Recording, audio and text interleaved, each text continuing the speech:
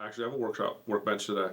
You do or you don't? I do. Good. I just thought of it like 30 seconds ago. I know. Well, I realized how unprepared I was, but I always like to work. I always like to use something that we ran into during the week. Yes, I do too. When we do Workbench. I do too. Yes. And one of the things we ran into this week was actually on this particular machine. We ran into an issue with the tension.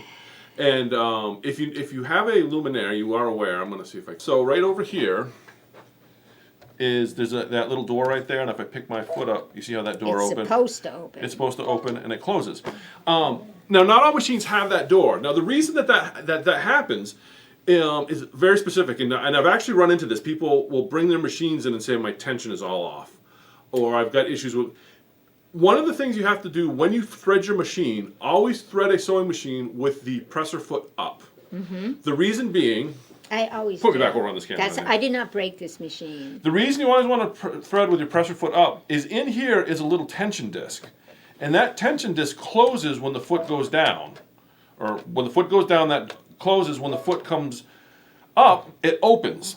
If you thread your machine with your foot down, the tension disc is closed. Mm-hmm. So your thread may not actually be sitting inside the tension assembly properly. And what will happen is you'll start to sew and you'll have no top tension, your back looks really bad, you get super big loops. All sorts of tension issues because the thread didn't sit into the tension assembly. So you always want to thread your sewing machine with the foot up.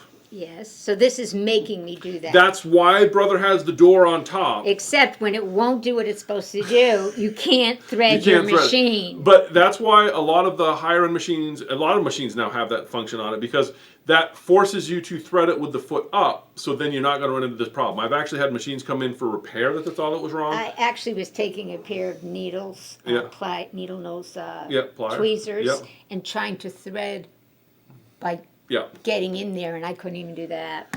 Couldn't get it to thread. Yeah. I wanted to just break the thing. Well, we've got it sorted. But that's a very... Chisel that little thing right out of And then as a side note... Just as a side note, because we're doing tech stuff, long arm machines, the good ones, I don't say all, most of them don't have intermittent tension. That's why when you pull your thread through a long arm, it's super hard, whereas if you pull it with your foot up through a sewing machine, it pulls through really easy. Because long arms don't need that intermittent tension of the foot up and down, because the foot's always down on a long arm, basically. On a long arm, I would start up here, and then get a loop, and then I would never just pull the whole way because it would break. Forever it would break. It would break because it doesn't have the intermittent tension that you get with a sewing machine. Yep.